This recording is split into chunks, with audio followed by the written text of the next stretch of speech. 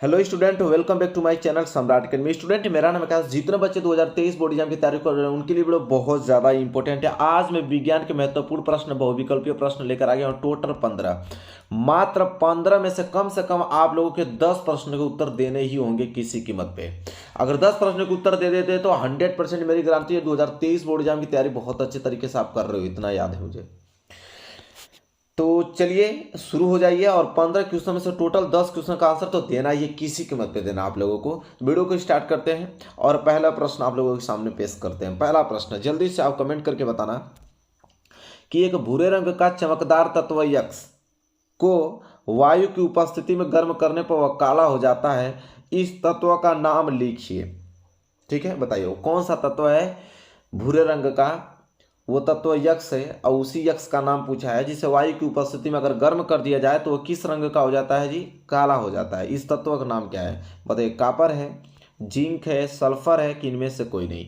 Option आप लोगों के सामने है और अच्छे से 15 में से 10 क्वेश्चन का आंसर देना है तो बहुत सोच समझ के ही दीजिएगा। ठीक है, तो सबको मालूम है भाई, हर एक लड़के को मालूम होगा कि आंसर कॉपर होगा, क्योंकि कॉपर को हम लोग जब जलाते हैं तो कैसा हो जाता है? काला हो जाता है। तो वह तत्व कॉपर ही है जिसे वायु की उपस्थिति में जलाने पर वो काला हो जाता है। ठीक है, एकदम याद रख लीजिएगा, इंपॉर्टेंट क्वेश्चन है।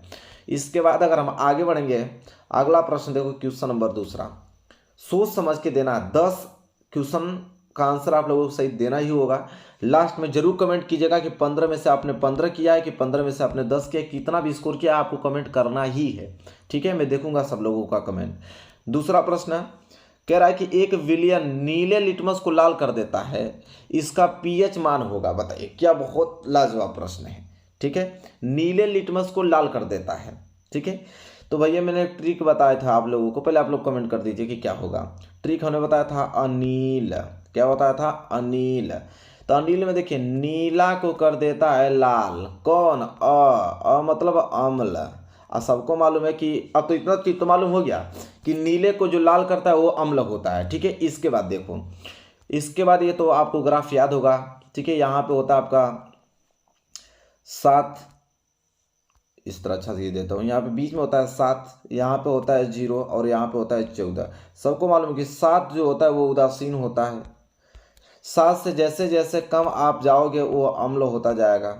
ठीक है, 7 से कम को अम्लीय कहते हैं, 7 से ज़्यादा को क्षारीय कहते हैं। तो भाई जो नीले को लाल करता है वो अम्ल था, तो अम्ल का पीएच मान हमेशा 7 से कम होगा। तो देख लो 7 से कम क्या है, तो 7 तो होगा नहीं, 7 से अधिक है, ये भी 7 से अधिक है, 7 से कम क्या है? ये 6। यही राइट आंसर होगा।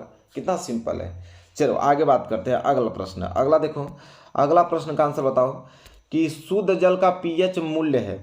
शुद्ध जो जल होता है, प्योर जल, उसका पीएच मान कितना होता है बताओ? बहुत इंपॉर्टेंट है। अरे बैटरी वगैरह में जो जल डाला जाता है, देखते हो बैटरी वगैरह में जो जल डालते हैं, या हॉस्पिटल में जाओगे, छोटे छोटे बच्चों को जो डॉक्टर दवा देते हैं तो एक आपको यहाँ बॉक्स तरीके से देंगे, उसमें पानी होता है, कहते हैं कि इसमें दवा घोलकर पानी पीना है। ये भी शुद्ध जल ही होता है। तो शुद्ध जल का पीएच मान कितना होता है आप बताइए?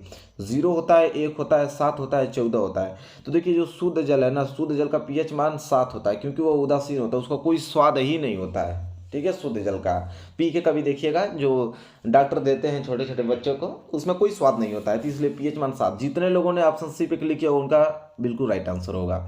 आगे बात करेंगे, अगला प्रश्न देख लो। प्रश्न नंबर 4 क्या है? मीठे सोडे का अणु सूत्र है। अरे मीठे सोडे को तो हम लोग खाने वाला सोडा बोलते हैं जी। बताओ, खाने वाला सोडा कहो या मीठा सोडा कहो, उसका सूत्र क्या होता है? NaCl होता है, Na2CO3 होता है कि NaHCO3 होता है कि NaOH होता है? इतना इंपॉर्टेंट क्वेश्चन बता रहा हूँ ना कि इसका आंसर तो आप लोगों को आना ही चाहिए। एग्जाम में आएंगे क्वेश्चन जरूर से। बताइए क्या होगा राइट आंसर? मीठे सोडे कहिए या धामन, अरे खाने वाला सोडा कहिए। ठीक है, खाना सोडा कहिए, या तो इसी को हम लोग बेकिंग सोडा कहते हैं। ठीक है, क्या कहते हैं? बेकिंग सोडा कहते हैं। 3 नाम इसका है भाई, मीठे सोडा, खाने का सोडा, बेकिंग सोडा। बताइए उसका रासायनिक सूत्र क्या होगा, अणु सूत्र? तो भाई ऑप्शन सी होगा, NaHCO3। इसी को हम लोग कहते हैं सोडियम बाइकार्बोनेट। क्या कहते हैं? सोडियम बाइकार्बोनेट कहते हैं, या इसी को आप कह सकते हो सोडियम हाइड्रोजन कार्बोनेट भी कह सकते हो इसी को। तो याद रखना, एग्जाम में आएगा। अगला प्रश्न देखो, अगला प्रश्न, अभी हम लोग खाने वाला सोडा देखें तो धोने वाला सोडा आ गया। बताओ, धोने का सोडा का रासायनिक सूत्र क्या होता है? NaSCO3 तो ये होगा नहीं, क्योंकि अभी हमने देखा भाई कि तो खाने वाला सोडा का है। बताओ Na2CO3 10H2 होता है कि CaOCl2 होता है कि NaOH होता है, बताओ। तो ये देखिए कैल्शियम ऑक्सीक्लोराइड, ये तो विरंजक चूड़ का होता है, तो ये तो होगा नहीं।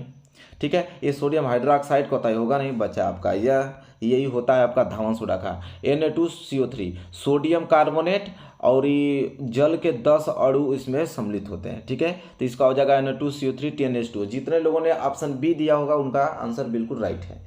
ठीक है, आगे बढ़ो। अगला प्रश्न को प्रश्न नंबर 6, क्या होगा राइट आंसर, जल्दी से बताओ। सिंपल क्वेश्चन है यह, बता दोगे आराम से। कह रहा है कि कैल्शियम फास्फेट का सूत्र, अब तो बताना ही पड़ेगा, कितना सिंपल है। बताओ CaPO3 whole twice, CaPO4, Ca3PO4 whole twice, ठीक है, कि CaP2O4। बहुत सिंपल, कैल्शियम फास्फेट का सूत्र पूछा है, बताओ क्या होगा कैल्शियम फास्फेट का। तो मैं आपको सिंपल बता देता हूँ, पहले आप लोग कमेंट कर लो, क्योंकि आप लोगों को आ रहा है मुझे मालूम है, आप कमेंट कर लो, नहीं तो आप कहोगे कि समय दिए नहीं है हम। तो इसका राइट आंसर हो जाएगा तीसरा। ठीक है, क्या हो जाएगा तीसरा, Ca3PO4 होल ट्वाइस, सबको मालूम है, ये राइट आंसर हो जाएगा इसका। अगला प्रश्न देने के लिए हो जाओ तैयार, आंसर बहुत इंपॉर्टेंट क्वेश्चन है। क्या है, निम्न में से कौन सी धातु ऊष्मा की कुचालक है। कुचालक मतलब जिसमें से ऊष्मा न जा सके, जिसमें से ऊष्मा न जा सके। बताओ, पारा है, सोडियम है, सीसा है कि लोहा है, बताओ क्या होगा राइट आंसर। ऊष्मा का बोला है कुचालक, ऊष्मा का कुचालक जिसमें ऊष्मा ना बह पाए। तो बताओ कौन सा राइट आंसर होगा। सिंपल तो है भाई, मैं बता रहा हूँ, आप लोग पहले कमेंट कर लो।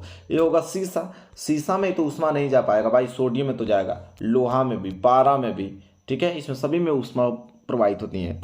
ठीक है, तो जिसमें प्रवाहित होती है उसको हम कहते हैं सुचालक। क्या कहते हैं, सुचालक। और जिसमें नहीं होती उसको कुचालक। तो शीशा में नहीं होती इसलिए कुचालक शीशा है। ठीक है, चलो आगे बढ़ो। प्रश्न नंबर 8वां, ये तो बताना ही पड़ेगा भाई, प्रोपेनल, इसका सूत्र तो मालूम होना चाहिए। प्रोपेनल का सूत्र क्या होता है, C2H5O, C3H6O, C4H8O, C3H5O।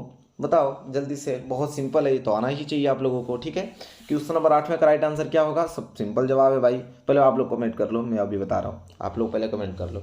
चलिए बताता हूँ, ऑप्शन नंबर बी C3H6O होता है। ठीक है, चलो आगे बढ़ेंगे। अगला प्रश्न देखो, प्रश्न नंबर 9 क्या है, कह रहा कि स्वपोषी पोषण के लिए आवश्यक है। स्वपोषी पोषण मतलब जो अपना भोजन स्वयं बनाते हैं, जैसे पौधा, जैसे पौधा। तो पौधा के लिए क्या आवश्यक होता है, बताओ।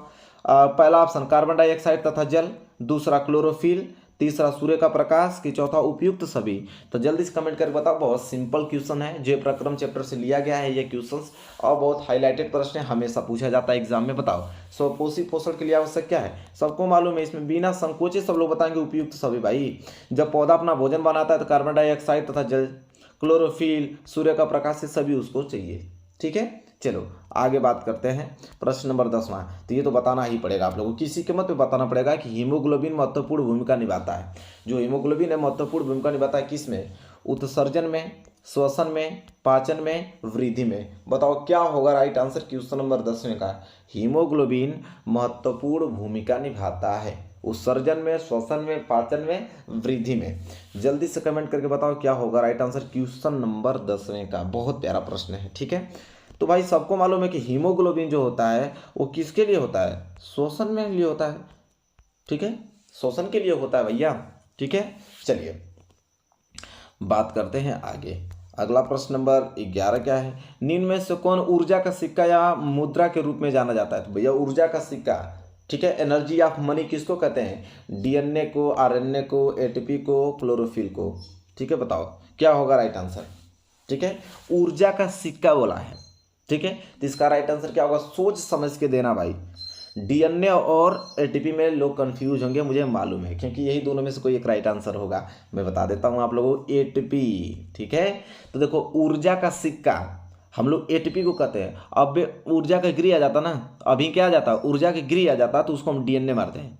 तो ऊर्जा के गिरी आ जाता तो उसको डीएनए मारते हैं, लेकिन हमको दिया है क्या, ऊर्जा का सिक्का, इसलिए एटीपी होगा। जो हम लोग खाना खाते हैं तो जो कितना किलो कैलोरी ऊर्जा मिलती है, तो 673 किलो कैलोरी ऊर्जा हम लोगों को मिलती है, तो वो एटीपी के फॉर्म में होती है।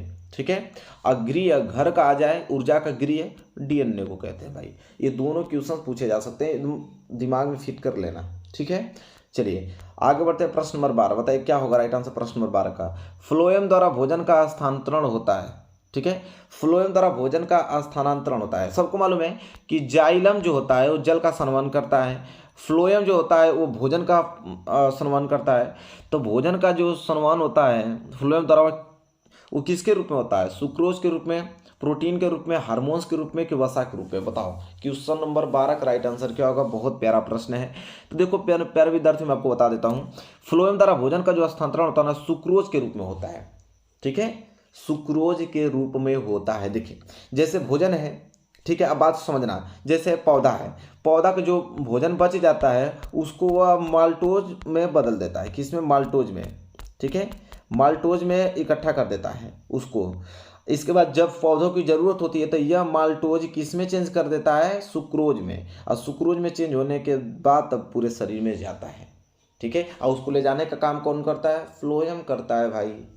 बस चलो आगे बात करो। यह प्रश्न तो आना चाहिए, तो बहुत सिंपल प्रश्न है कि मूत्र का निर्माण होता है। आप भी जानते हो कि मूत्र का निर्माण कहाँ होता है? वृक्क में होता है, यकृत में होता है, प्लीहा में होता है, हृदय में होता है। बताओ किस में? राइट आंसर क्या होगा?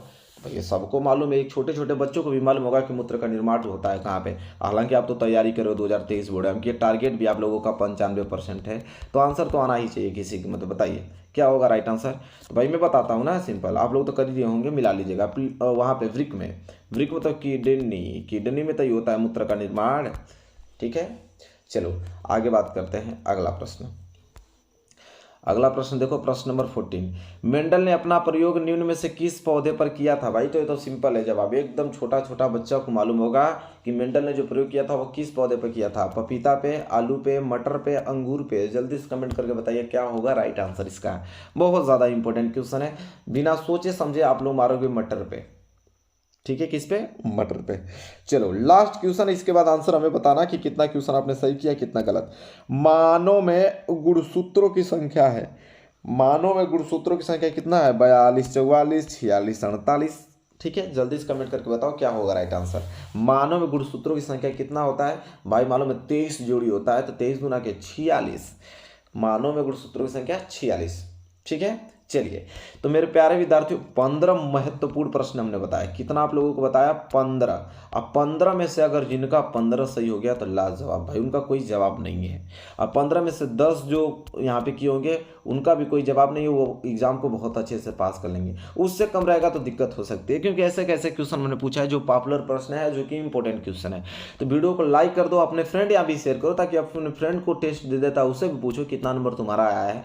ठीक है, क्योंकि बोर्ड एग्जाम में हम लोगों को अच्छे मार्क्स लाने हैं। तो वीडियो पसंद आई होगी तो जरूर लाइक कीजिएगा। ठीक है, चैनल पर नए होगा तो चैनल को तुरंत सब्सक्राइब कर लीजिएगा। डेली आप लोगों को हर एक सब्जेक्ट की वीडियो देखने को मिलती है। मिलेंगे नेक्स्ट वीडियो में, तब तक के लिए धन्यवाद।